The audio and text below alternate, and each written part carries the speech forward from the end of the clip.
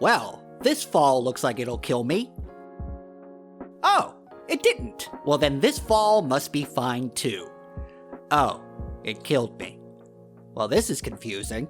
I'm Jamie Latour, and this video will attempt to explain how to survive a fall in Elden Ring.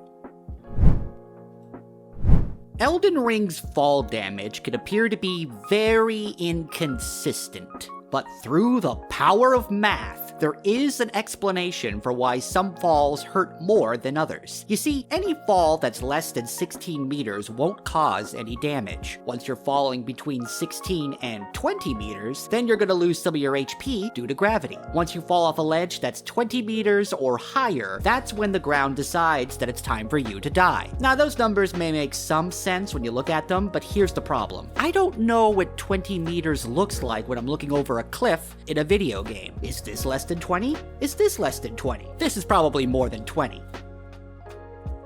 Yep, sure is. God, I wish this game had some kind of magical measuring tape. With the exception of some scripted moments in the game, such as getting kicked in the ass off a cliff by Patches here, it's safe to assume that if you can't see the ground, or it looks very far away, that fall will likely kill you. No matter what you do, no matter what you try, you will not live to see the bottom of a fall like this. Also, you may think that Torrent will save you from fall damage or a vertical death because of how Spirit Springs work, or by using his double jump in mid-air before you land to cushion the fall, but sadly, that's not how it works. And your fantastical horse friend will not save you from the brutality of gravity. Stupid gravity, who invented this crap anyway? Thankfully, there are some things you could do to survive a fall. First of all, certain stats affect fall damage. Your dexterity can lessen fall damage, although it's not by a significant amount. Even if you were to boost your dex stat all the way up to 99, it would only reduce your fall damage by 20%. And by 20%, I don't mean 20% overall, I mean 20% of the damage value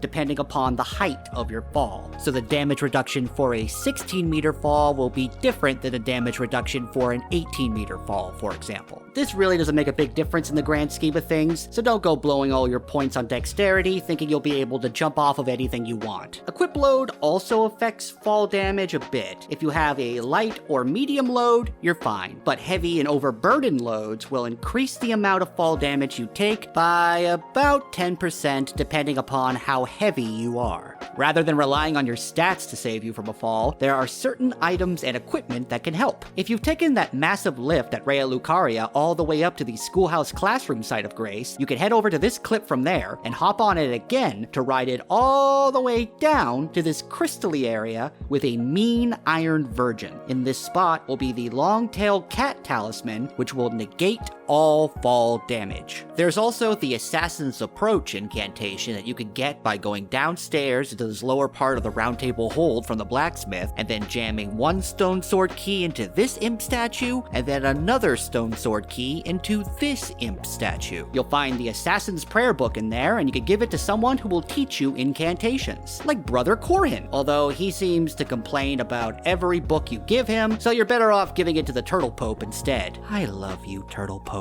Then you can buy the Assassin's Approach incantation, which requires 10 faith and 15 FP to cast. In addition to silencing your footsteps so you can be all sneaky-like, this will also negate fall damage. But if you don't want to waste a talisman or a spell slot, you could just use some soft cotton. You can find this stuff all over the game, but you can craft it when you acquire the Nomadic Warriors Cookbook 7. This is found at the end of the collapsed bridge near Stormvale Castle, which is located here on the map. All you need are 3 Rawa fruits and 1 smoldering butterfly to make some, which are 2 crafting materials you'll probably already have tons of in your inventory. Then you can just pop some on your feet and land as softly as a cloud. It's important to note that the Longtail Cat Talisman, Assassin's Approach incantation, and soft cotton only protect you from non-lethal fall damage. If the fall is 20 meters or more, you're still gonna die regardless of what you're wearing. In all honesty, the best way to survive a fall is to not fall until you know it's safe. Detecting what falls are deadly is fairly simple. All you need are these lovely glittery rainbow stones. If you are even a little bit unsure about how lethal a fall may be, drop a rainbow stone over the edge. If it lands safely, then you'll land safely. If you hear it shatter, like this,